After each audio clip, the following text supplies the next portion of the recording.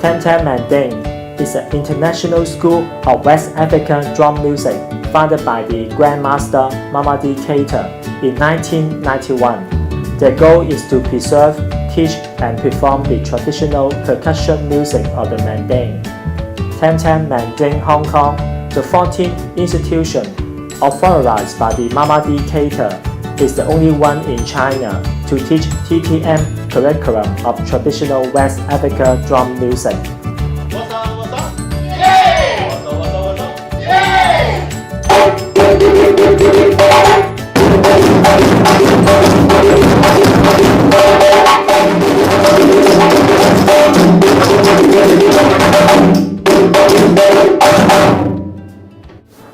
In Hong Kong, more local students are learning traditional West African music.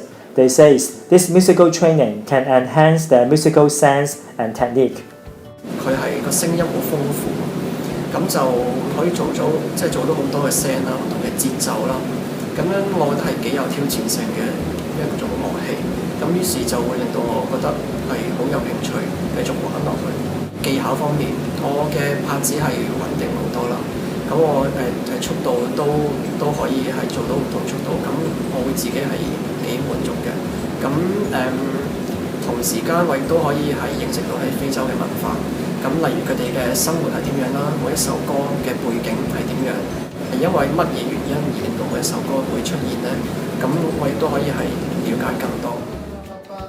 Even mainlanders are attracted to West African traditional music. Both Han Han and Anthony are living in Tianjin, but they will visit Hong Kong 3 to 4 times per year to learn the West African music. Both say this musical training can make profound changes in their personal lives. 我的性格以前是很安静的，但是学了非洲鼓以后，因为非洲鼓不是一个人的乐器，是大家一起玩的一个乐器，所以大家在一起的时候，让我的性格变得比较外向，所以我觉得现在很好。而学习非洲音乐之后，我会发现音乐其实是有另外一种方式，另外一种规则。那么这个规则虽然原始，但是它是另外一种方式，非常的就有吸引力，使我对这个音乐的理解会更宽泛了很多。African drum teacher, the director of TTM Hong Kong, James Karinka Guan, says West African drum music can offer a new alternative model in music and life education.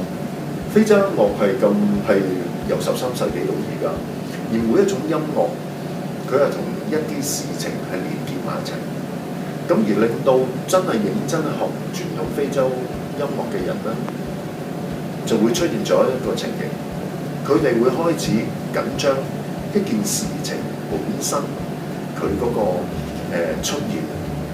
佢係咪正宗？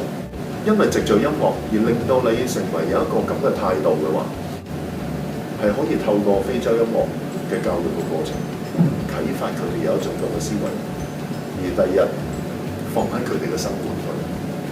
咁我相信呢一個係呢個堅持應該係冇錯嘅。